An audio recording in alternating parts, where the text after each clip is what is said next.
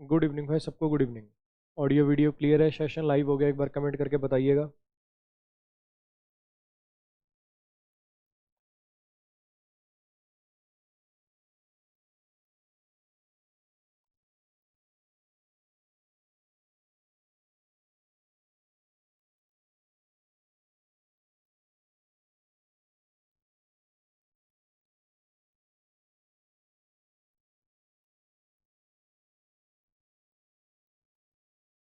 हाँ जी, सबको good evening.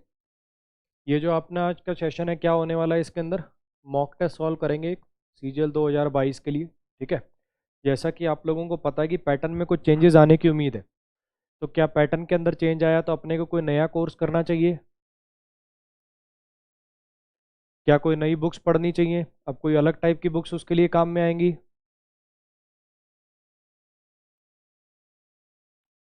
तो क्या चाहिए? फिर करना क्या है? अगर कोई नई थ्योरी नहीं पढ़नी, अगर कोई नई बुक्स नहीं खरीदनी, तो करना क्या है? खाली क्वेश्चन पूछने का तरीका चेंज हो सकता है मैक्सिमम। कि पहले आपको सीधा सीधा पूछ लेता था इस वर्ड का एंटोनिम क्या है, इस वर्ड का सिनोनिम क्या है, कौन से वर्ड की स्पेलिंग गलत है। अब थोड़ा सा उसको टेढ़ा कर देगा। अगर मान लो पहले एरर पूछता था तो एक सेंटेंस देता था, पूछता था इसमें क्या एरर है। अब मान लो 4 सेंटेंसेस दे देगा और पूछ लेगा इनमें से कौन सा वाला गलत है, तो 3 नो एरर पहचानने और एक एरर वाला पहचानना है। हाँ कि ना? पहले स्पेलिंग करेक्शन बोलता था कि स्पेलिंग इनमें से बताओ कौन से वर्ड की स्पेलिंग गलत है।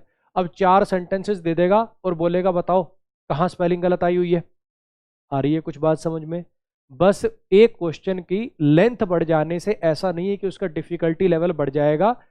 आपको आपको एक नंबर पाने के लिए, या कह लो एक क्वेश्चन को सही करने के लिए, आपको टाइम थोड़ा ज्यादा डिवोट करना पड़ेगा। बस इतना ही डिफरेंस आने वाला है। तो मैं उसी के अकॉर्डिंग प्रैक्टिस करा रहा हूं। ऐसे आपने देखा होगा कम से कम मैं 15-17 मॉक टेस्ट ऑलरेडी करा चुका हूं। ऐसे मेरे चैनल पे यहाँ मिला के अनअकैडमी की स्पेशल क्लासेस मिला के टोटल 15 के करीब मैं मॉक टेस्ट ऑलरेडी करा चुका हूँ। और पेपर से पहले कम से कम ऐसे ही 15 और करा दूंगा मैं। तो आपको इसमें और कुछ करने की ज़रूरत नहीं है। आपको सिर्फ ये सेट लगा के अपने आप का एनालिसिस करने की ज़रूरत है कि भैया हम कहाँ पे स्टैंड करते हैं। अगर पेपर थोड़ा इस पैटर्न का आएगा तो हम कहाँ पे स्टैंड करते हैं। और ये वाला जो पैटर्न है, मेरे पास बहुत बच्चों के मैसेज आए कि सर दिल्ली पुलिस कांस्टेबल का जो पेपर हुआ, ऐसा लग रहा है कि सर जो आप मॉक करा रहे थे वो उठा लिए उन्होंने सीधे सीधे। दिल्ली पुलिस कांस्टेबल का जो पेपर हुआ उसके अंदर इसी टाइप के सारे सवाल आए। तो उसको आप ट्रेलर समझ सकते हो, उसको आप हिंट समझ सकते हो कि सीजीएल के अंदर भी वैसा ही कुछ होने की उम्मीद है। जल्दी सी 1 से 25 तक नंबर डालिए। जल्दी सी 1 से 25 तक नंबर डालिए, फिर शुरू करते हैं। जल्दी सी 1 to 25 नंबर डालिए, फिर शुरू करते हैं। 1 से 25 तक नंबर डालो जल्दी से। 1 से 25 तक फटाक से नंबर डालो, फिर सेशन शुरू करते हैं। क्योंकि देखो सेशन लगाने का मजा तभी है जब लास्ट के अंदर आप स्कोर कमेंट करके बताओ कि 25 में से मेरे कितने नंबर आए। वरना कोई पॉइंट नहीं है। 1 से 25 तक जल्दी से नंबर डाल लो, तभी मजा आएगा लास्ट में जब अपन देखेंगे कि अपने 25 में से कितने क्वेश्चन सही हुए। अगर अपन थोड़ा सा क्वेश्चन पूछने का तरीका अलग करते हैं तो उसमें क्या होगा। ठीक। जल्दी से 1 से 25 तक नंबर डालो।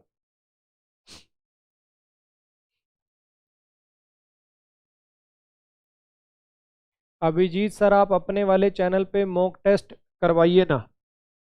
ठीक है बच्चे, अभिजीत तुम तब कर लेना जब मेरे वाले चैनल पे हो। पंडित जी के पास चले जाना, मुहूर्त वूहर्त निकालवा लेना, राहु ग्रह व्रह सब देख लेना। जब मेरे वाले चैनल पे हो तब देख लेना यहाँ पे हो रहा है, यहाँ पे कोई राहु की दशा खराब हो जाएगी आपकी, ये वाला मत देखो। ठीक है। जब मेरे चैनल पे हो तब देख लेना। यहाँ पे ग्रहों की दशा कुछ खराब होने की उम्मीद है। हाँ जी। 1 to 25 नंबर डाल लीजिए फटाफट। 1 से 25 तक नंबर डाल लो फटाफट।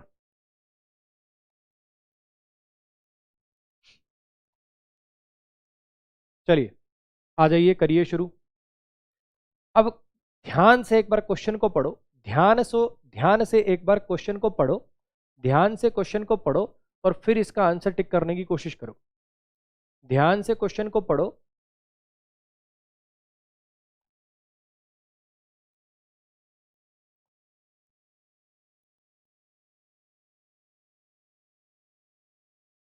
कि इसमें क्या है, ये एरर पूछ रहा है, क्या पूछ रहा है? पढ़ो एक बार क्वेश्चन को। पता चले तुम एरर ढूंढने चल दिए और था ही कुछ और ही चीज।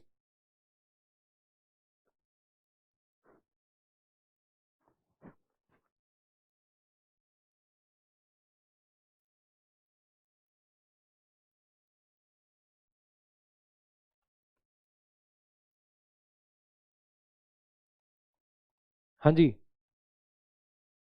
ढूंढ लिया। पहले तो सवाल समझ लो क्या कह रहा है ये, इनमें से कौन सा ऐसा सेगमेंट है जिसमें स्पेलिंग की गलती है। एरर वेरर नहीं ढूंढना है आपको, ये जो स्लैश लगा के ABCD पार्ट टाइप का दे रखा है, इसमें आपको ये ढूंढना है कि कौन से वाले पार्ट में स्पेलिंग की गलती है। तो स्पेलिंग करेक्शन पूछने का एक नया तरीका, आपको द से लेकर यहां तक आपको पार्क तक ढूंढना है कि स्पेलिंग कौन से वर्ड की गलत है, हीनियस की गलत है कि डे लाइट की गलत है कि विसिनिटी की गलत है कि इंटीमेटेड की गलत है कि पर्टिकुलरली की गलत है कि हैबिट की गलत है कि कम्युनिटी की गलत है। हाँ जी, कौन से वर्ड की स्पेलिंग गलत है, विसिनिटी की स्पेलिंग गलत है। विसिनिटी का मतलब वेरी क्लोज टू समथिंग, मेरी विसिनिटी में ये चीज़ है यानी इस चीज़ के पास है। ठीक है, तो विसिनिटी की स्पेलिंग VICI से बननी थी, यानी आपका सेकंड वाला जो पार्ट था उसके अंदर गलती थी, ये आपका टिक हो जाएगा। नेक्स्ट पे आ जाइए, इसमें बताइए, select the most appropriate idiom और phrase to complete the given sentence. इसमें यहाँ पे इस सेंटेंस को पढ़िए, इसका मीनिंग निकालिए और फिर सोचिए कि यहाँ पे मैं कौन सा ईडीएम पुट कर सकता हूँ इनमें से। देखिए जरा, it is easier to learn how a machine works from pictures rather than description, since आसान होता है ये समझना कि एक मशीन कैसे काम करती है डिस्क्रिप्शन को पढ़ के, पिक्चर देखने से। पिक्चर्स को देख के आसानी से समझा जा सकता है कि एक मशीन कैसे काम करती है बजाय के डिस्क्रिप्शन के। क्यों ऐसा, क्यों पिक्चर से किसी चीज को समझना आसान क्यों होता है, क्या आइडियम लगा दें यहाँ पे, क्योंकि अब पिक्चर पेंट्स 1000 वर्ड्स, सुना होगा आपने कि एक जो तस्वीर होती है वो 1000 वर्ड्स के इक्विवेलेंट होती है। एक जो फोटो होती है वो 1000 वर्ड्स जो आप लिख के जितना एक्सप्रेस करोगे उससे कहीं ज्यादा एक्सप्रेस एक फोटो कर सकती है। ये ईडीएम आपने पहले सुना होगा, ये इसका यूसेज है। ईडीएम पूछने का नया तरीका देख लिया। पहले क्या होता था, ईडीएम आता था और नीचे उसके मीनिंग दिए होते थे, तो ईडीएम इस तरीके से पूछा जा सकता है। कुछ नहीं है, बस क्वेश्चन पूछने का तरीका थोड़ा सा चेंज हो जाएगा जिससे आपको टाइम थोड़ा सा ज़्यादा लगेगा क्योंकि आपके लिए नया होगा। लेकिन जो यहाँ पे पढ़ रहे हैं तुम्हारा टाइम ज़्यादा नहीं लगेगा क्योंकि तुम पहले सारे उस तरीके देख चुके हो। पेपर आने से पहले पहले तुम वो सारे तरीके देख चुके होगे जिनसे क्वेश्चन पूछा जा सकता है। क्वेश्चन नंबर 5 के ऑप्शन आपको नहीं दिख रहे होंगे, मैं लिख देता हूँ। क्वेश्चन नंबर 5 के ऑप्शन थोड़े नीचे चले गए, वो मैं लिख देता हूँ।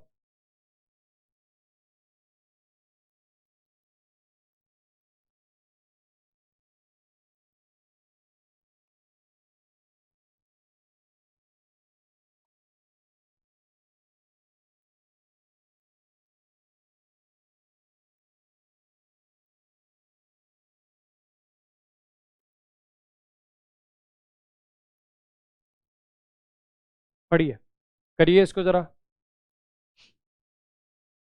क्लोज टेस्ट टाइप का सवाल है ये, क्लोज टेस्ट टाइप का क्या, क्लोज टेस्ट ही है, करो।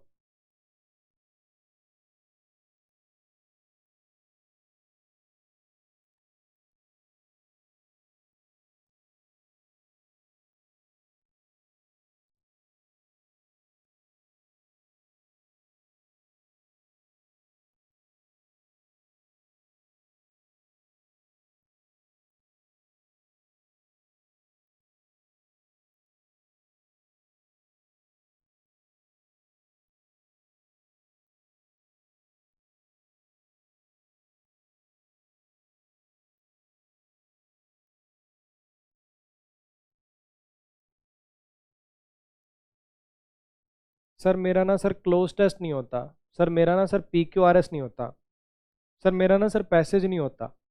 लेकिन सर जब आप करा रहे होते हो ना, पढ़ा रहे होते हो, तब मैं सर इधर उधर देख रहा होता हूँ। इन्हीं पोर्शन में मेरी दिक्कत है, लेकिन सर मुझे ना ये बहुत बोरिंग लगते हैं, इसलिए जब कोई टीचर पढ़ाता है तो मैं इधर उधर देखता हूँ। पढ़ता नहीं हूँ सर मैं सेंटेंस, मैं इधर उधर देखता हूँ उस टाइम।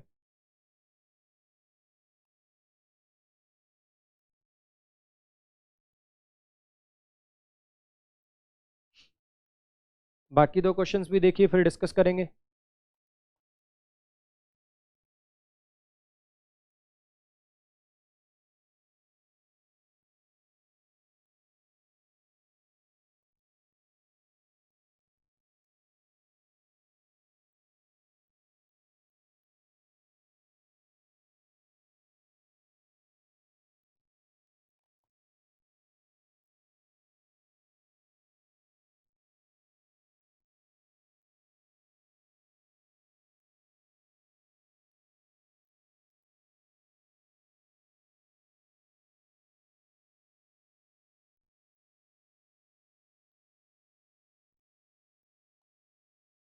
हाँ जी,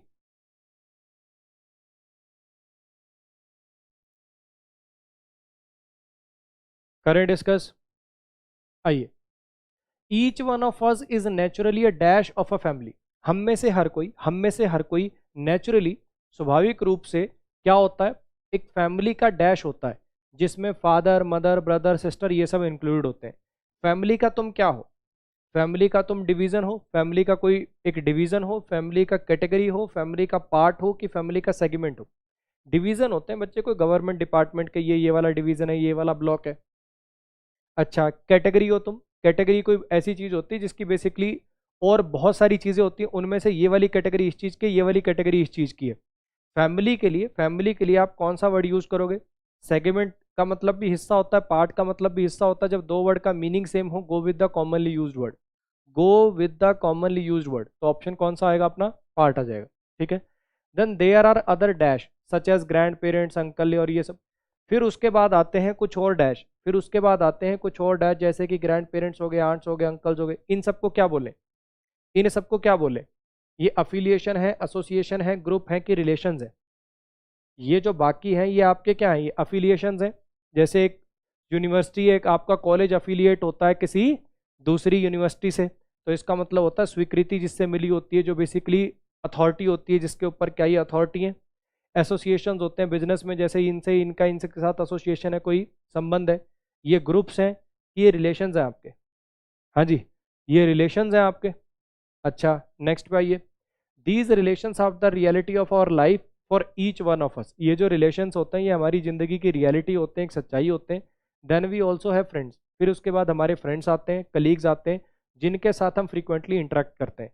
इंटरेक्ट के साथ क्या प्रिपोजिशन आती है? You interact with somebody.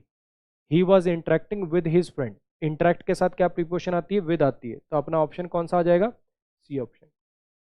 We have teachers, we have teachers dash enable us to learn and understand various things in life.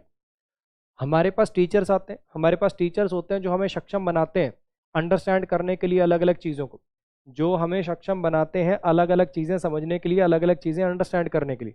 ठीक है। अब हुज तो पोजीशन बनाने के लिए आता है, whose wife, whose friend, whose brother. यहाँ पे किस चीज़ पर पोजीशन बनाना है? यहाँ तो आगे वर्ब लिखी हुई है, सब्जेक्टिव केस आएगा। अरे हाँ के ना, विच एवर चाहे कोई भी, विच एवर चाहे कोई भी। यहाँ पे कहाँ ऐसी बात लिखी हुई है? हमें, हमारे पास होते हैं टीचर जो हमें सक्षम बनाते हैं। मुझे इस अनेबल वर्ब का सब्जेक्ट चाहिए। पहली बात तो विद टीचर लिविंग होते हैं, उनके लिए विच एवर वैसे नहीं लगाना चाहिए। होम ऑब्जेक्टिव केस होता है, तो इसका ऑप्शन कौन सा आ गया?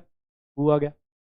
We have recognized and identifies these individuals. हमने रिकॉग्नाइज किया है और आइडेंटिफाई किया है इन इंडिविजुअल्स को, दैट वी फील, जो हमें लगता है कि हमें समझते हैं, हैव डैश इंटरेस्ट और taste, we have an affinity for them.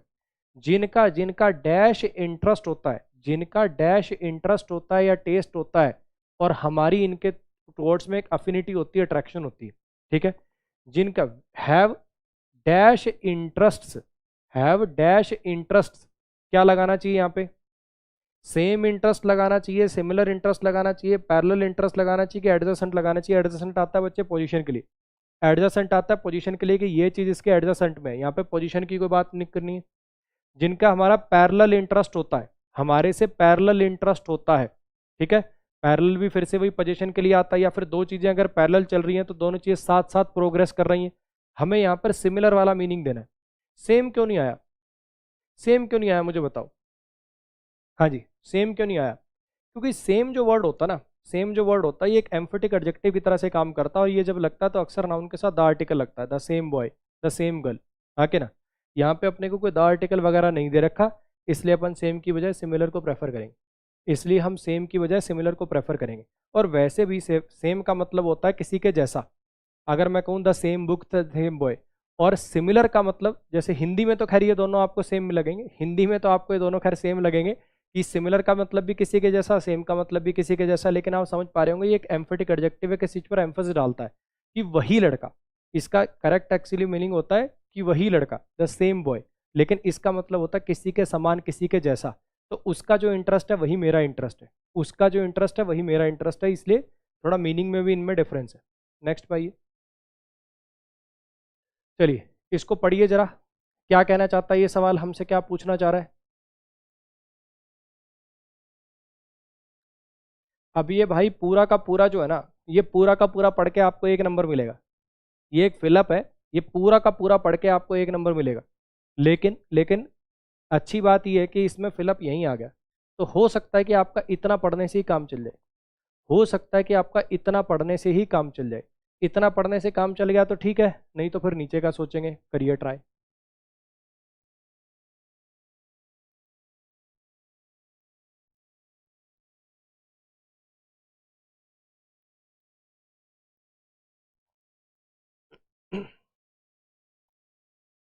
हाँ जी।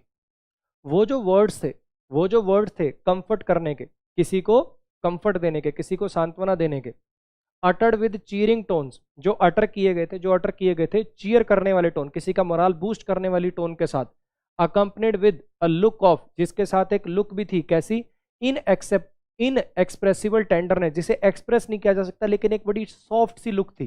टेंडरनेस का, टेंडर का मतलब था सॉफ्ट, बड़ी सॉफ्ट सी लुक थी।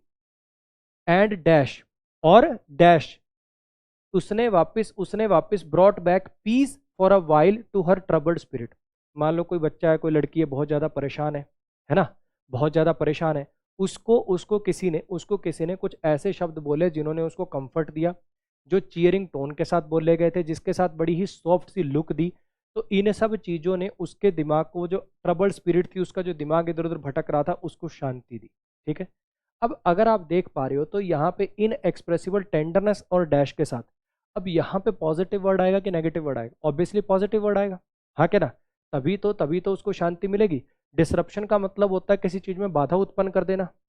एंजाइटी का मतलब होता है वरिड, किसी चीज के लिए एंशियस होना, एंजाइटी होना, घबराहट होना। अच्छा, एजिटेशन का मतलब होता है किसी चीज से खिलाफ होना, एजिटेशन, धरने को भी एजिटेशन बोलते हैं।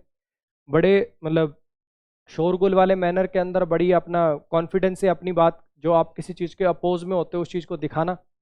सिरेनिटी, सीरीन का मतलब क्या होता है? पीसफुल, शांत। तो कैसी लुक दी थी, कैसी लुक दी थी? एक इनएक्सप्रेसिबल, जिसे शब्दों में एक्सप्रेस नहीं किया जा सकता, बड़ी सॉफ्ट सी और शांत सी लुक उसको दी थी। सीरीन, शांति देने वाली, अंदर से काम कर देने वाली लुक उसको दी थी। ऑप्शन आ जाएगा जी अपना 4। नेक्स्ट पाइए, इसमें बताइए जरा इसको कैसे अरेंज करोगे, इसको बताइए जरा कैसे अरेंज करेंगे।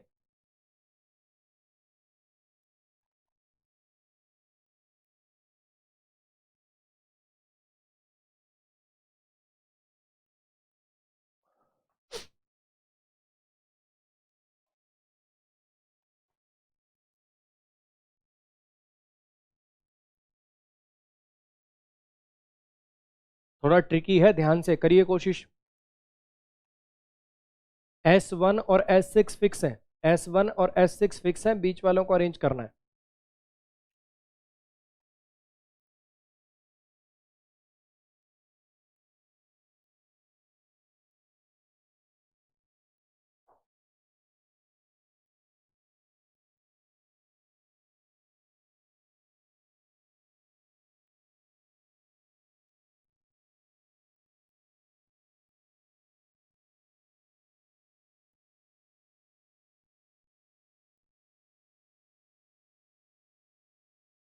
हाँ जी, बताओ क्या आंसर आएगा। थोड़ा ट्रिकी है, सोचने की कोशिश करिए। ही चार्ज, वो चार्ज करता था 3 पाइज। ठीक है, पाई मतलब ब्रेड का पीस टाइप का कहना चाह रहा है ये। 3 पाइज लेता था वो एक क्वेश्चन की। अगर कोई उससे एक क्वेश्चन पूछता था, अगर कोई उससे एक क्वेश्चन पूछता था तो उसके बदले में वो 3 पाइज लेता था, कि ये 3 ब्रेड के टुकड़े, अगर 3 ब्रेड के टुकड़े दोगे तो एक क्वेश्चन का आंसर दे दूंगा। ठीक है। तो ही चार्ज 3 पाइज पर क्वेश्चन। अब यहाँ पे कुछ कुछ देखो लिंक स्टैब्लिश हो रहे हैं। And never open his mouth till the other had spoken. अपना मुंह नहीं खोलता था जब तक सामने वाला नहीं बोल लेता था। जब अपना मुंह नहीं खोलता था जब तक सामने वाला अपनी बात पूरी नहीं कर लेता था। बी के जस्ट बाद ए आएगा, बी के जस्ट बाद ए आएगा। ठीक है, अगली बात, which provided him with enough stuff for at least 10 minutes, for a dozen, for a dozen. अच्छा, for at least 10 minutes, which provided him enough stuff for a dozen answers and advices. जिसने ये सब जो गतिविधि इसने करी, इसकी वजह से इसको इनफ स्टफ मिल गया क्योंकि इसने दर्जनों, एक दर्जन तो आंसर दिए थे और एडवाइस दिए थे। क्योंकि इसने क्या कहा कि पर क्वेश्चन के बेसिकली ये 3 पाइज लेता था। ये सब गतिविधियां करने के बाद, इसने क्या करा कि एक चार्ज करता था वो एक क्वेश्चन के 3 पाइज, और अपना मुंह नहीं खोलता था जब तक सामने वाला ना बोल ले। 10 मिनट तक ये गतिविधि चलती रही। 10 मिनट तक वो ये सवाल जवाब करता रहा, और जब ये 10 मिनट खत्म हुए तो इन 10 मिनट ने ये जो काम था इसने इसको प्रोवाइड कर दिया इनफ स्टफ। क्या क्या क्या दे दिया? एक डजन। ये जो इसने किसके बदले, फॉर का मतलब होता है इन रिटर्न ऑफ समथिंग, किसी चीज के लिए। ये जो इसने डजन आंसर्स और एडवाइसेस दिए थे, इनके लिए इसके पास इनफ स्टफ आ गया था। कुछ आ रही है बात समझ में? हाँ जी।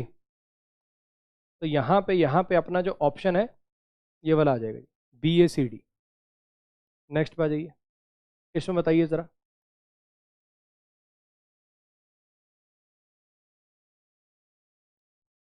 वैसे यहाँ पे पता है यार, स्टफ का मतलब ये भी हो सकता है, ध्यान से देखना। यहाँ पे स्टफ का मतलब ये भी हो सकता है कि वो अपना मुंह नहीं खोलता था, जब तक सामने वाला बोल रहा होता था। जब तक सामने वाला 10 मिनट नहीं बोल लेता था। And never opened his mouth till the other had spoken for at least 10 minute. इसका मीनिंग ऐसे नहीं है बच्चे, ये वाला सही मीनिंग आएगा। मैंने कुछ और ही ढंग से पढ़ लिया इसको, आंसर वही रहेगा, लेकिन मीनिंग सही नहीं है। आंसर वही रहेगा लेकिन इसका सही मीनिंग ये आएगा बच्चे, तो मैंने कुछ पता नहीं कैसे पढ़ दिया उसको। देखो जरा, इसका सही जो मीनिंग है वो ये है कि वो 3 पाइज लेता था, एक क्वेश्चन की। 3 पाइज लेता था एक क्वेश्चन के बदले। ठीक है। अच्छा, और क्या कह रहा है अब ये पाइज का भी मतलब देख लेना, हो सकता है कुछ और होता हो, खाने की चीज ना कहना चाह रहा हो ये। पाइज मतलब कोई पैसे वैसे चार्ज करता हो, ऐसा कुछ भी हो सकता है। और अपना मुंह नहीं खोलता था, अपना मुंह नहीं खोलेगा। उसने क्या कहा कि जवाब नहीं दूंगा जब तक सामने वाला 10 मिनट तक नहीं बोल लेगा। मैं जवाब नहीं दूंगा जब तक सामने वाला 10 मिनट नहीं बोल लेगा। यानी जिसको सवाल पूछना है पहले 10 मिनट बोल के दिखाना पड़ेगा। और 10 मिनट के टाइम में जब तक वो सामने वाला बोले जा रहा, तो उसकी वजह से इसको इनफ स्टफ मिल जाता था कि मैं इसकी बात के जवाब में क्या बोलूंगा। इनफ इसके पास स्टफ तैयार हो जाता था आंसर और एडवाइस के रूप में देने के लिए। तो मुझे लगता है कि ये वाला इसका बेटर मीनिंग निकलेगा। स्टफ का मतलब यहाँ पे खाने खूने वाला स्टफ नहीं है, जहां तक मुझे लगता है वो ये कहना चाह रहा है कि अपना मुंह नहीं खोलता था जब तक सामने वाला नहीं बोल लेता था 10 मिनट के लिए। 10 मिनट तक जब तक सामने वाला नहीं बोला तब तक ये बोलना शुरू नहीं करता था। और ये जो 10 मिनट का जो गैप होता था जिसमें सामने वाला बोले जा रहा है, उस पीरियड में बेसिकली क्या है, इसके पास स्टफ तैयार हो जाता था, इसके पास मैटर इकट्ठा हो जाता था कि सामने वाले को क्या आंसर्स और क्या एडवाइसेस देने। समझ आया? आंसर वही रहेगा लेकिन मीनिंग इसका ये निकलेगा। नेक्स्ट पाइए, इसमें बताइए जरा। हाँ जी, इसमें बताइए जरा। वर्ड मीनिंग याद नहीं होता है बच्चे, रिवीजन करनी पड़ेगी। आप अगर सोचोगे कि एक बार वर्ड को देख लूं और देखते ही मुझे याद हो जाए, वो चीज़ संभव नहीं है बच्चे। आपने बहुत सारे इंटरव्यूज देखे होंगे, तब आपने देखा होगा एक एक वर्ड को 10-10 बार नज़रों के आगे से निकालना पड़ता है लोगों को उसको याद करने के लिए। चलिए इसमें बताइए जरा। My old phone finally stopped working. My old phone finally stopped working. Stopped working, काम करना बंद कर देना, इसके लिए क्या इडियम यूज होगा?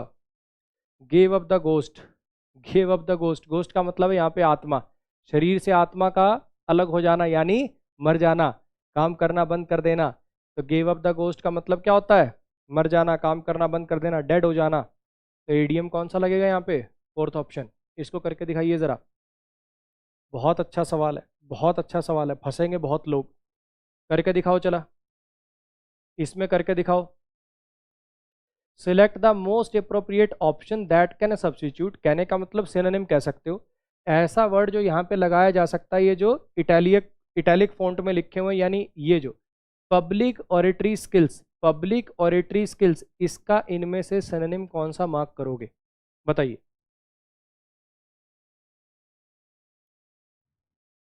बताइए जरा, इसका सिनोनिम कौन सा मार्क करोगे?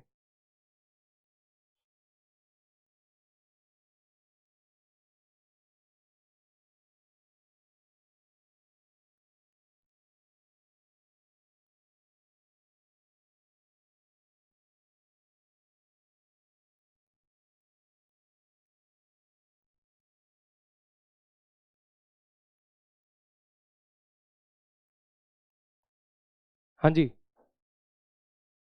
कहाँ तक पहुंचे? देखो मैं आपको बता देता हूँ। मानवी की जो पब्लिक ऑरेटरी स्किल्स है, पब्लिक ऑरेटरी स्किल्स का मतलब होता है पब्लिक में स्पीच देने की स्किल्स, पब्लिक के सामने बोलने की जो स्किल्स होती हैं वो इतनी बढ़िया है कि हर कोई जो भी उसे सुनता है इम्प्रेस हो जाता है। ठीक है। अच्छा, मानवी की प्रोनाउंसिएशन बहुत ज़्यादा अच्छी है। मुझे बताओ क्या प्रोनाउंसिएशन अच्छी होने से क्या आपकी ओरेटरी स्किल्स बहुत अच्छी हो सकती हैं? अगर आपको ये पता है कि मैग्नीशियम नहीं मैग्नीशियम बोलते हैं तो क्या जरूरी है कि आप अच्छा बोल पाए? हैं? अगर आपको ये पता है कि प्लम्बर सही नहीं होता, प्लमर होता है, प्लमर प्लमर, तो क्या जरूरी है कि आप पब्लिक के अंदर अच्छा भाषण दे पाएंगे? मोदी जी को तो नहीं पता कि प्लमर होता है, मोदी जी को ये भी नहीं पता कि ये मैग्नीशियम होता है, मैग्नीशियम नहीं होता। वो तो बहुत बढ़िया बोल लेते हैं। तो कहने का तात्पर्य ये है कि जरूरी नहीं है कि अगर प्रोनाउंसिएशन अच्छी हो तो सामने वाले की ओरेटरी स्किल्स भी अच्छी हो। तो इसका मतलब ये तो नहीं आ पाएगा। प्रोनाउंसिएशन का तो यहाँ पे कोई रिलेवेंस नहीं है। अच्छा, इनोटेशन का मतलब क्या होता है? इनोटेशन का मतलब होता है जब बोलते समय टोन में उतार चढ़ाव आता है, कभी टोन थोड़ी सी ऊंची होती है, कभी नीची होती है, उसको बोलते हैं इनोटेशन। उसकी इनोटेशन इतनी अच्छी है, कोई लेना देना नहीं है। हाँ कह रहा, यहाँ पे ये कहना है कि इलोक्यूशन अच्छा है कि आर्टिकुलेशन अच्छा है, ये दो वर्ड्स बढ़िया हैं। ये दो वर्ड्स के अंदर कंफ्यूजन होने के चांसेस है, क्योंकि आर्टिकुलेट का आपने मीनिंग पढ़ रखा होता है। अगर कोई पर्सन आर्टिकुलेट होता है तो इसका मतलब अपने अपनी बात को सामने वाले को बहुत अच्छे तरीके से पेश कर पाता है, सामने वाले को क्लियरली अपनी बात को रख पाता है। तो इससे कंफ्यूजन क्रिएट होता है। लेकिन जरा समझने की कोशिश करना, आर्टिकुलेशन जब नाउन होता है, आर्टिकुलेट वर्ब अलग होती है, आर्टिकुलेट एडजेक्टिव और वर्ब अलग होता है। आर्टिकुलेट एडजेक्टिव या आर्टिकुलेट वर्ब का मतलब होता है अपनी बात को, अपने आइडिया को क्लियरली एक्सप्रेस कर पाना। लेकिन जब ये नाउन हो जाता है तब इसका मतलब ये होता है formation of clear and distinct sound in a speech. जब कोई इंसान बहुत क्लियर साउंड का यूज करता है अपनी बातचीत में। और इलोक्यूशन का मतलब होता है बेसिकली अपनी बात को बहुत क्लियर वे में एक्सप्रेस कर पाना, ऐसे एक्सप्रेस कर पाना कि सामने वाले को प्रभावित कर दो। इलोक्वेंट आपने वर्ड सुना होगा, ELOQUENT। अगर कोई पर्सन इलोक्वेंट स्पीच देता है या कोई पर्सन की बात में अगर इलोक्वेंस होती है या फिर एलोक्यूशन होती है तो इसका मतलब वो अपनी बात को बड़े प्रभावशाली तरीके से कह पाता है। आर्टिकुलेट का भी मतलब यही होता है, लेकिन नाउन बनने के बाद इसका मीनिंग थोड़ा चेंज हो जाता है। तो यहाँ पे अपने को नाउन की जरूरत है, तो इस वाले के अंदर अपने को इलोक्यूशन वर्ड यूज करना पड़ेगा। नेक्स्ट पे आइए।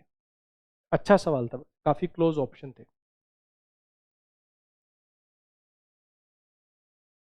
इसमें बताइए।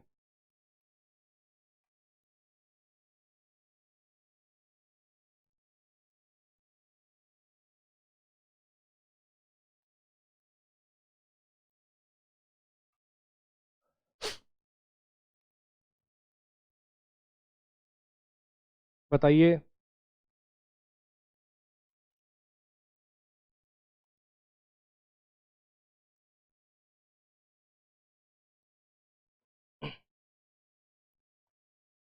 हाँ जी, it is impossible for the assignment to complete in time. अब मुझे बस इतनी छोटी सी बात बता दो, अगर आपने एक्टिव पैसिव पढ़ा है, मैंने पूरा एक्टिव पैसिव अपने यूट्यूब चैनल पे कंप्लीट आपको पढ़ा रखा है, उसके अंदर अगर आपको याद हो तो एक सेंटेंस था, it is time to close the shop. क्या पैसिव बना था?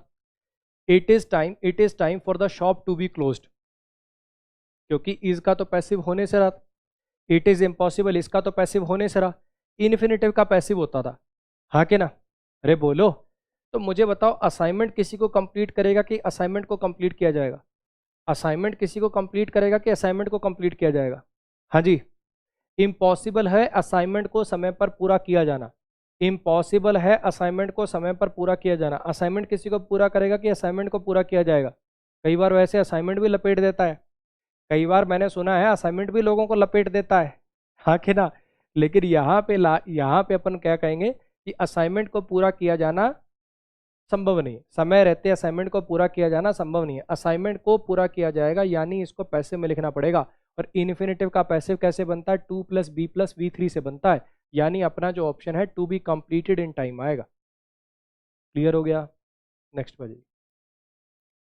इसमें बताइए ज़रा, इसमें बताइए ज़रा क्या आएगा।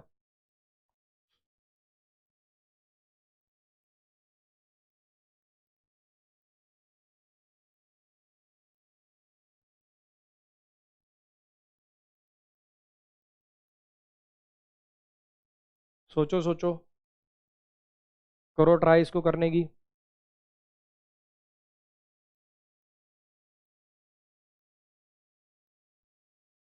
हालांकि जो पीटर था वो शुरुआत में डैश था, बाद में उसके दोस्तों ने उसको डैश कर लिया पार्टी को ज्वाइन करने के लिए। हालांकि पीटर जो था शुरू में डैश था, बाद में उसके दोस्तों ने उसको डैश कर लिया पार्टी को ज्वाइन करने के लिए। ठीक है। ईल्डिंग का मतलब होता है जो किसी की बात मान रहा हो, ईल्डिंग का मतलब होता है जो किसी की बात मान रहा हो। कहना क्या था? हालांकि ये जो पीटर था शुरुआत में तो बात मान नहीं रहा था, हालांकि पीटर शुरुआत में तो बात मान नहीं रहा था, लेकिन उसके दोस्तों ने बाद में उसको मना लिया पार्टी को ज्वाइन करने के लिए। ये कहना था।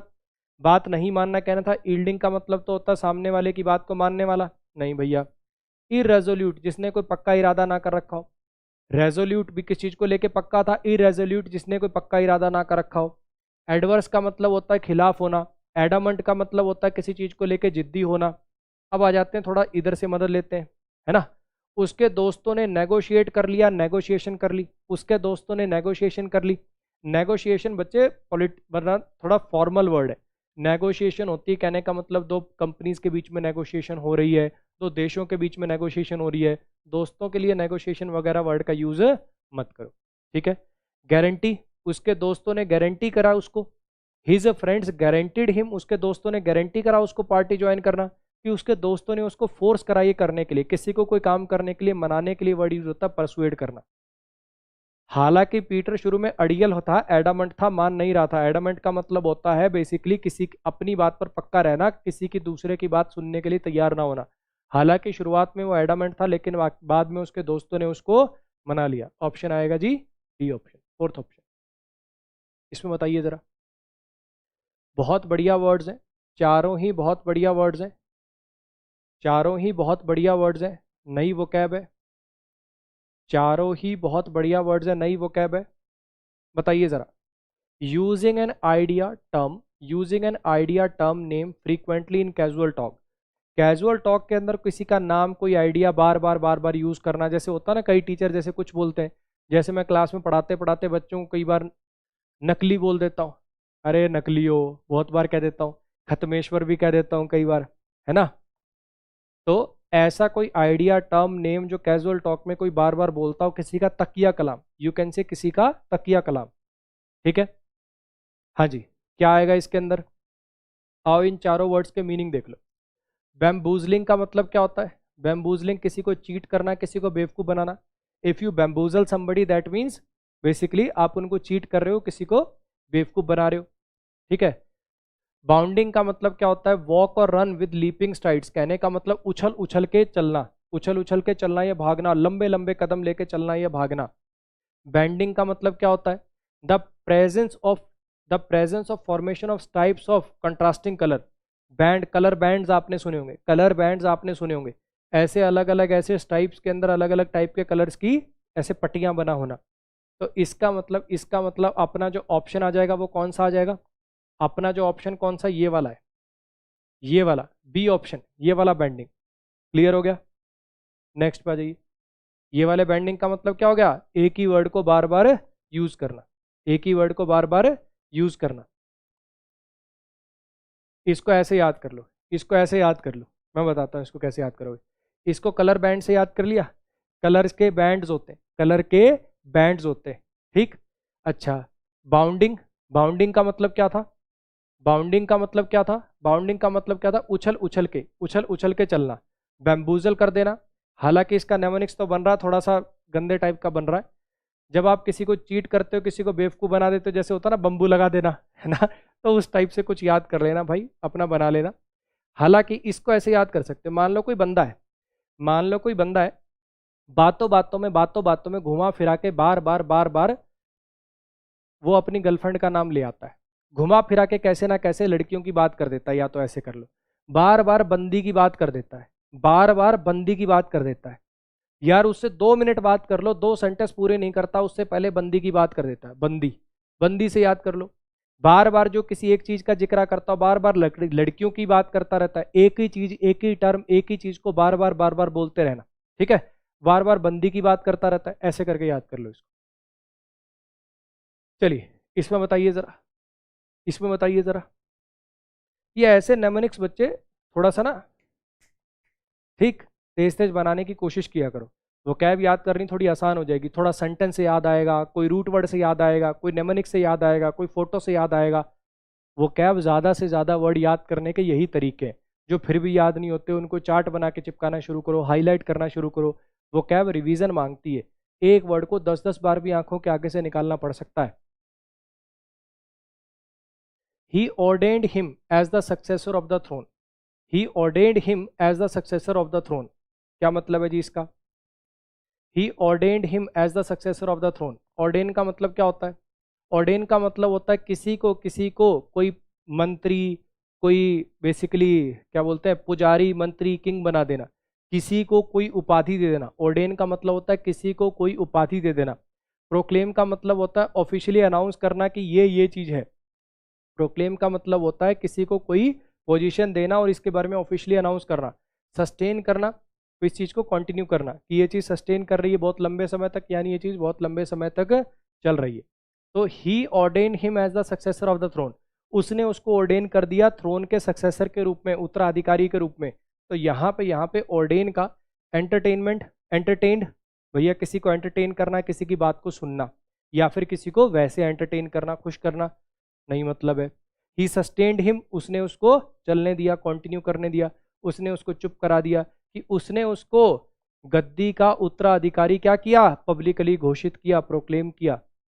नेक्स्ट बताइए, इसमें बताइए जरा। बहुत बहुत बढ़िया सवाल है, फंसोगे इसमें भी बहुत बच्चे। कौन सा ईडियम लगेगा बताओ यहाँ, कौन सा ईडियम लगेगा बताओ यहाँ।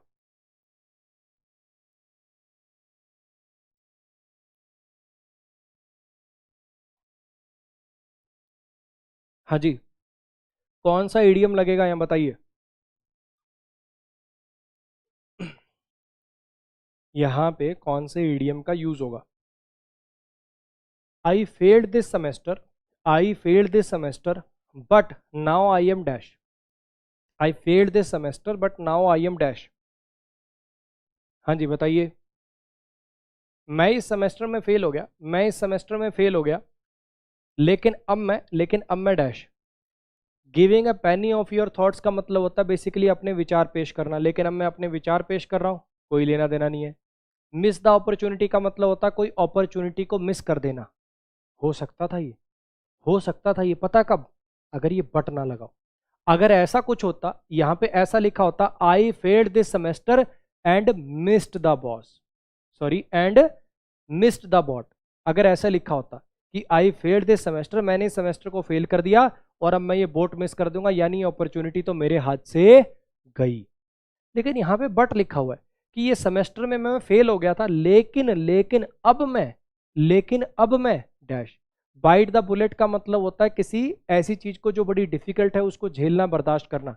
और back to the drawing board का मतलब होता है किसी चीज को बिल्कुल स्क्रैच से वापस शुरू करना।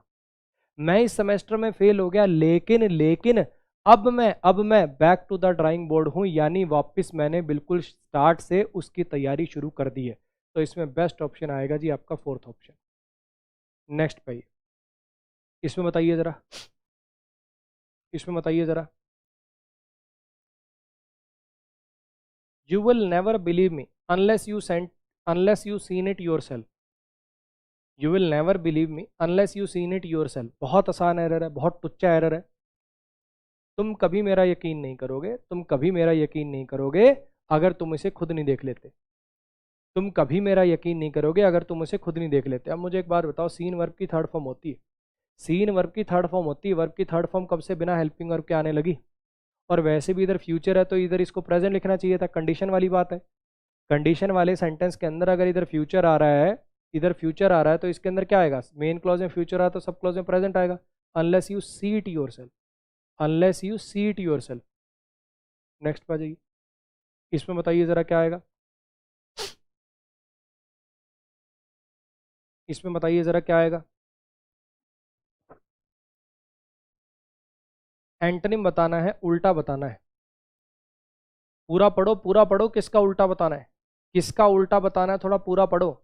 Select the most appropriate antonym of the word airy in the given sentence. सवाल पूछने का तरीका देखो थोड़ा ध्यान से, सवाल पूछने का तरीका देखो थोड़ा ध्यान से। इसमें ये कह रहा है, इसमें ये कह रहा है कि इसी सेंटेंस के अंदर, इसी सेंटेंस के अंदर एरी वर्ड भी और इसी सेंटेंस के अंदर इसका एंटोनिम भी छुपा हुआ है। इसी सेंटेंस के अंदर आया हुआ इसका एंटोनिम ढूंढिए। देखो जरा,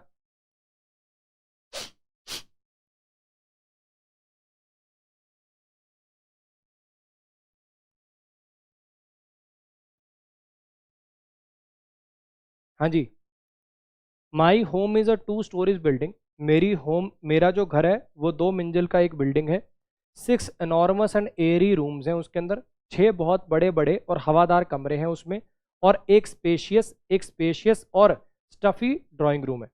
एक स्पेशियस है, एक स्पेशियस लेकिन स्टफी ड्राइंग रूम है, एक स्पेशियस और स्टफी ड्राइंग रूम है। ठीक है, हालांकि इसको स्पेशियस और स्टफी साथ में लिखने नहीं चाहिए थे, एक स्पेशियस और स्टफी साथ में लिखने नहीं चाहिए थे कि स्पेशियस भी और स्टफी भी है, कैसे हो जाएगा। हाँ कह रहा, ठूसा हुआ बहुत ज़्यादा, स्पेशियस भी कह रहा है और स्टफी भी कह रहा है। या तो था बहुत बड़ा लेकिन ठूस बहुत कुछ दिया, लेकिन इसको साथ में लिखने नहीं चाहिए थे, लेकिन चलो अपने को कोई ग्रामर कह रहे तो इसमें निकालना नहीं है, सीधा सीधा एंटोनिम सिनोनिम का सवाल था। तो यहाँ पे एरी का मतलब होता है हवादार, और स्टफी का मतलब होता है इतना ठुसा हुआ कि वेंटिलेशन जिसके अंदर ना हो, बिल्कुल चीज़ों को टाइटली पैक कर देना, बहुत ज़्यादा स्टफ्ड कर देना, बहुत ज़्यादा स्टफ्ड कर देना। तो यहाँ पे जो ऑप्शन है वो आ जाएगा, बाकी ऑप्शन आसान थे, एनॉर्मस बहुत बड़ा और ये सारी चीज़ें। नेक्स्ट पे जाइए। 16 क्वेश्चन एक बार फिर बता दो, 16 में ऐसा क्या डाउट आ गया भाई। Back to the drawing board का मतलब होता है किसी को शुरुआत से, किसी चीज़ को शुरू से शुरू करना। मैं इस सेमेस्टर में फेल हो गया हूँ, लेकिन लेकिन लेकिन अब मैं वापस ड्राइंग बोर्ड पर आ गया हूँ, वापस मैंने स्टार्टिंग से शुरू कर दिया है, ये कहना चाह रहा है वो। लेकिन से पता चल रहा, लेकिन भले ही मैं फेल हो गया लेकिन अब मैंने शुरू से वापस तैयारी शुरू कर दी है। इसमें बताइए जरा, इसमें बताइए जरा।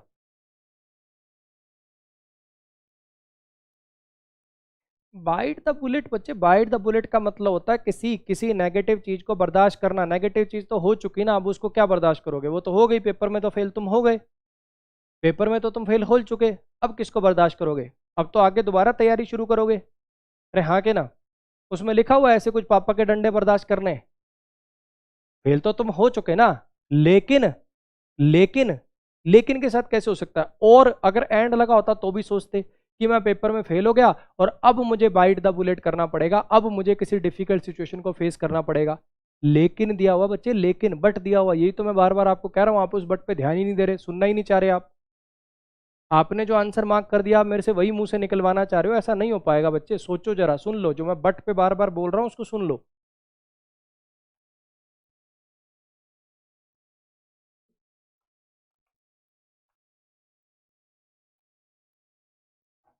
हाँ जी। She is a dash person and changes her mind without any reason. वो एक डैश पर्सन है और अपना मन बदल लेती है। वो एक डैश पर्सन और अपना मन बदल लेती है बिना किसी कारण के। वो एक डैश पर्सन और अपना मन बदल लेती है बिना किसी कारण के।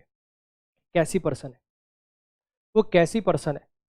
हाँ जी, और अपना मन बदल लेती है बिना किसी कारण के। पता तो तुम्हें चल गया वो क्या कहना चाह रहा है, कि वो एक ऐसी पर्सन है जो बार बार अपना मन बदल ले और बिना किसी कारण के वो अपना डैश मन बदल लेती है। ओकेजनली मतलब कभी कभार, अनयूजुअली, अनयूजुअली मतलब बहुत ज्यादा रेयरली अपना मन बदलती है। फिर ये सेंटेंस कैसे बन पाएगा। हाँ जी, क्या लिखना चाहिए आपको यहाँ पे।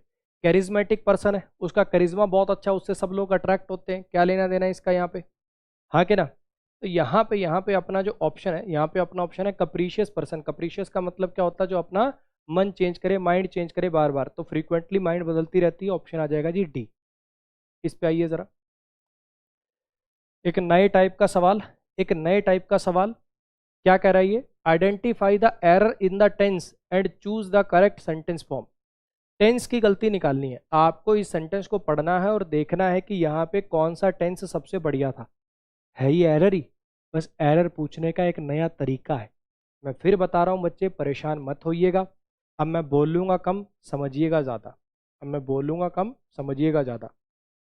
ऐसे जितने भी बच्चे हैं जो एक बार कोर्स कर चुके हैं, ऐसे जितने भी बच्चे हैं जो कायदे से एक बार किसी भी टीचर से ढंग से कोर्स कर चुके हैं, नोट्स बना चुके हैं, अब आपको केवल और केवल प्रैक्टिस करनी है। बिना मतलब दोबारा थ्योरी मत पढ़ने लग जाइएगा सारी, XYZ किताब से, XYZ चैनल से। समझ में आया? कहीं मैं आपको कह दूं आके कि भैया मैं आपका 12 घंटे का मैराथन ले रहा हूं, आ जाओ आ जाओ, सारे चैप्टर दोबारा पढ़ाऊंगा। अरे बेवकूफ़ो, अरे बेवकूफ़ो, तुम अपना टाइम खराब कर लोगे। वो मैराथन सेशन और वो फलाने सेशन और दिगड़े सेशन उन बच्चों के लिए है जिन्होंने तैयारी पूरी नहीं करी। वो जो रातों रात सिलेबस पूरा करना चाह रहे हैं वो उनके लिए है।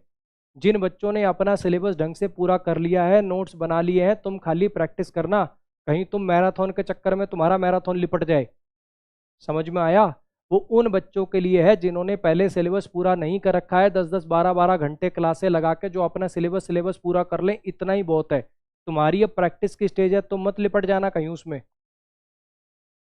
चलिए इसमें देखिए जरा, we decorate the living room at the moment, we decorate the living room at the moment this time at present, ये किसके लिए आते हैं?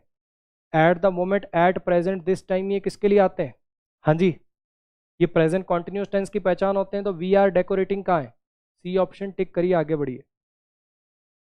चलिए जी, इसमें इसमें इनको अरेंज करना है। पी क्यू आर एस का सवाल आ गया, करिए जरा। पी क्यू आर एस का सवाल आ गया, करिए जरा।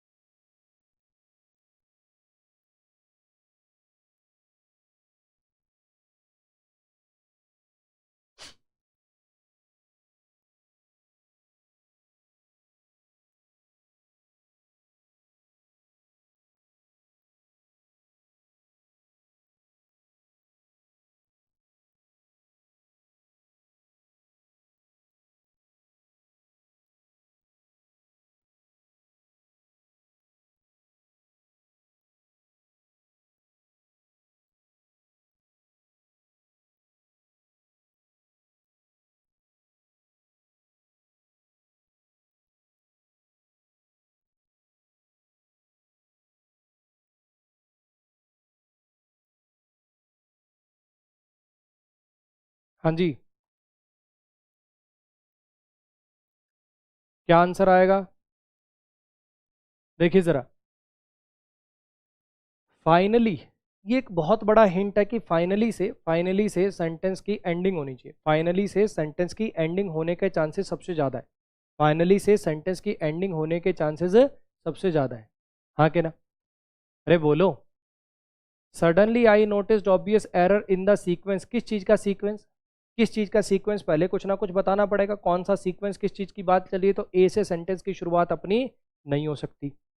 अब अगर आप देख पा रहे हो कि फाइनली से एंडिंग होनी है, ए से शुरुआत हो नहीं सकती, तो मेरा ये वाले ऑप्शन बनने की सबसे ज़्यादा प्रोबेबिलिटी है। ये वाले ऑप्शन बनने की सबसे ज़्यादा प्रोबेबिलिटी है। एक काम करते हैं, पढ़ के देख लेते हैं। A day or two afterward, I was stringing beads of different size in symmetrical groups, two large beads and three small ones and so on. मैं क्या कर रहा था? A day or two afterward, एक दो दिन बाद की बात है कि मैं क्या कर रहा था? मोतियों की एक माला बना रहा था, जिसमें मुझे सीक्वेंस क्या रखना था? जिसमें मुझे सीक्वेंस क्या रखना था? दो बड़े मोती और तीन छोटे मोती, फिर दो बड़े मोती और तीन छोटे मोती, ऐसे करके। आई मेड मैनी मिस्टेक्स, मैंने बहुत सारी उसके अंदर गलतियां करी, मैंने उसमें बहुत सारी गलतियां करी, लेकिन मिसेस सुविलियन ने उनको पॉइंट आउट किया बार बार बार बार, और बिल्कुल जेंटल पेशेंस से, मुझे कोई डांटा नहीं, बिल्कुल प्यार से उनको पॉइंट आउट किया। ठीक है। सडनली मैंने नोटिस किया एक ऑब्वियस एरर था मेरे सीक्वेंस में, और एक इंस्टेंट के लिए मैंने कंसंट्रेट करा मेरे अटेंशन को on the lesson and try to think without even knowing the meaning of think. मैंने सोचने की कोशिश करी वापस दोबारा, मुझे थिंक वर्ड का मतलब भी नहीं पता था मैंने, लेकिन फिर भी दोबारा सोचने की कोशिश करी उस टाइम पे। फाइनली मिस विलियन ने टच मेरे माथे को छुआ और spelled with deep emphasis think, और फिर मुझे बोला कि think. And then in a flash I knew the word was name of the process I am going my head. और जब मैडम ने ऐसे ऐसे माथे पे हाथ लगा के बोला कि थिंक, तब मुझे उस प्रोसेस का नाम पता चला जो मेरे दिमाग में चल रहा था। यानी ये जो सोचने का प्रोसेस होता है किसी चीज़ के बारे में, इसको थिंक कहते हैं। ये उस दिन मुझे पता चला कोई बहुत छोटे बच्चे की बात हो रही है यहाँ पे, तो ये बनता हुआ चला जाएगा आपका CDAB से। चलिए इस पे आ जाइए ज़रा। ये भी कुछ अलग टाइप का सवाल है, ये भी कुछ अलग टाइप का सवाल है। देखिए ज़रा अच्छे से पढ़िएगा कि क्या पूछा गया और उस हिसाब से लगाइएगा। देखिए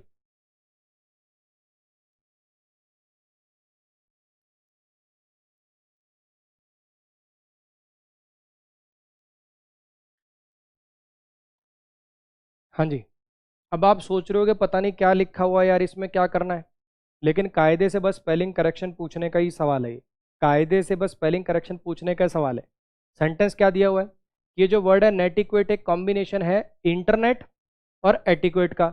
अब यहाँ पे बच्चा क्या सोचेगा, कहीं कोई रीजनिंग का सवाल तो नहीं आ गया, इन दोनों वर्ड को मिलाकर कितने वर्ड बन सकते हैं, वहां बैठ के सोचने लग जाएगा है।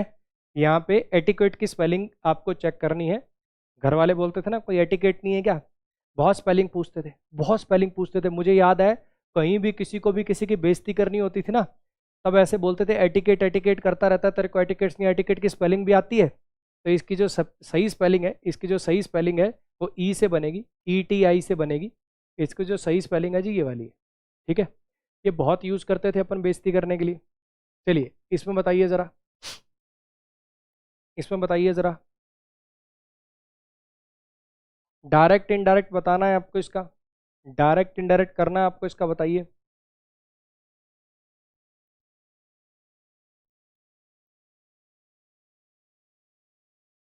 ओ no, we have miss the flight, she said, we have miss the flight. Direct indirect के सवाल तो बिल्कुल फ्री के नंबर होते हैं। प्रेजेंट परफेक्ट है ये, तो पास्ट परफेक्ट में चेंज हो जाएगा।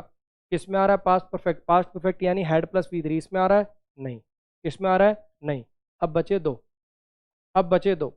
She exclaimed that we had miss the flight, she exclaimed that they had miss the flight. अब यहाँ पे ये जो बोलने वाला है, यहाँ पे जो आदमी अब जो बोल रहा है कि उसने ऐसा कहा, इसकी भी फ्लाइट छुट्टी है क्या, ऐसा कहीं लिखा हुआ है, बोलो, ऐसा कहीं लिखा हुआ है कि इस औरत ने ये जो लाइन बोली है इसमें जो वी है उसमें उसमें ये जो अब बोल रहा है ये सम्मिलित है, बोलिए जरा। नहीं, ऐसा कोई हिंट नहीं है। शी सेड टू मी लिखा हो, ऐसा कुछ लिखा हो तो भी सोचते, हाँ के ना।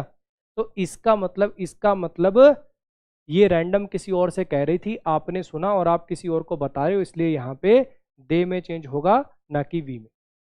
और दूसरी बात, एक्सक्लेम्ड के साथ कुछ तो लगा लो, एक्सक्लेम्ड विद सोरो या ऐसा कुछ, हाँ के ना। एक्सक्लेम्ड विद सोरो, रिग्रेट कुछ तो लगा लो, ये काम ये रिग्रेटेड कर रहा है। तो इस वजह से भी फोर्थ ऑप्शन बेटर है। नेक्स्ट पे आइए। दीपक सिंह, सर ये कब पढ़ाओगे फ्री कोर्स के अंदर। बच्चे ये वॉइस नरेशन का सवाल है, आप यूट्यूब पे सर्च कर लीजिएगा वॉइस नरेशन अमन वशिष्ठ, पूरी प्लेलिस्ट बना रखी है। एक भी क्वेश्चन गलत हो जाए, ओपन चैलेंज है आपको, किसी भी पेपर को उठा लेना, सिंगल एक भी क्वेश्चन गलत हो जाए तो मुझे बता देना, ठीक है। वॉइस नरेशन की पूरी प्लेलिस्ट ऑलरेडी मैं करा चुका हूँ, बहुत बढ़िया कंटेंट है उसके अंदर, 15 वीडियोस के आसपास होंगी, उसको देख लेना भाई।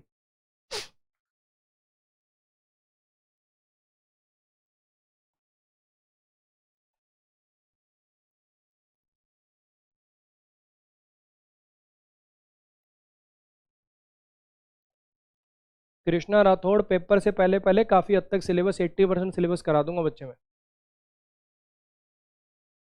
हाँ जी बताइए। The government is keen to end the disagreement and offer peace after the death of several innocent people. Hence, they decided to dash to the terrorist. Government पूरी इंटरेस्टेड है, गवर्नमेंट पूरे शिद्दत से चाहती है कि इस डिसएग्रीमेंट को बंद कर दिया जाए और शांति आ जाए, क्योंकि बहुत सारे इनोसेंट लोगों की जानें जा चुकी हैं। इसलिए उन्होंने डैश करने की, इसलिए उन्होंने डिसाइड कर लिया कि वो टेररिस्ट के साथ डैश करेंगे, टेररिस्ट के साथ डैश करेंगे। गवर्नमेंट नहीं चाहती कि इनोसेंट लोगों की जान जाए, इसलिए उन्होंने डिसाइड कर लिया कि वो टेररिस्ट के साथ डैश करेंगे। क्या करेंगे, टेररिस्ट के साथ डैश करेंगे, क्या करेंगे बोलिए, सुलह कर लेना, टेररिस्ट के साथ सुलह कर लेना। तो यहाँ पे क्या आएगा, hold N olive branch. Hold N olive branch का मतलब क्या होता है, शांति कर लेना। जैसे सफ़ेद झंडा दिखाने का मतलब होता है ना सीज फायर, घुटने टेक देना। ओलिव ब्रांच का मतलब होता है शांति का प्रस्ताव रखना, किसी के आगे शांति का प्रस्ताव रखना। चलिए आज के अपने सेट के लास्ट क्वेश्चन पर आ जाइए, फिर अपने मार्क्स कमेंट करिएगा। इसमें बताओ जरा आंसर क्या है। एक्टिव पैसिव का सवाल है, टुच्चा सा रगड़ दो। एक्टिव पैसिव का सवाल है, टुच्चा सा रगड़ दो इसको।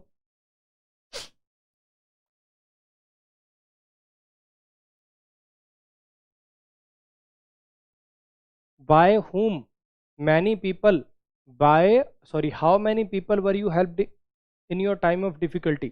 कितने लोगों के द्वारा तुम्हारी मदद करी गई थी तुम्हारे मुश्किल समय में। वर यू हेल्प दिया हुआ है, पास्ट इंडेफिनिट का पैसिव है, पास्ट इंडेफिनिट का पैसिव। तो एक्टिव कैसे बनेगा, V2 से बनेगा। एक्टिव कैसे बनेगा, V2 से बनेगा। कहाँ पे है इसमें V2, कहाँ पे है इसमें V2? ये तो वर यू हेल्प पैसिव का पैसिव ही छोड़ दिया, गलत हो गया। आर यू हेल्प प्रेजेंट में ले आए, गलत हो गया। Are you helping past continuous में ले आए, गलत हो गया। क्या आएगा, एक ऑप्शन, ए ऑप्शन आ जाएगा। 25 में से अपने आंसर कमेंट करके बताइए भाई जरा।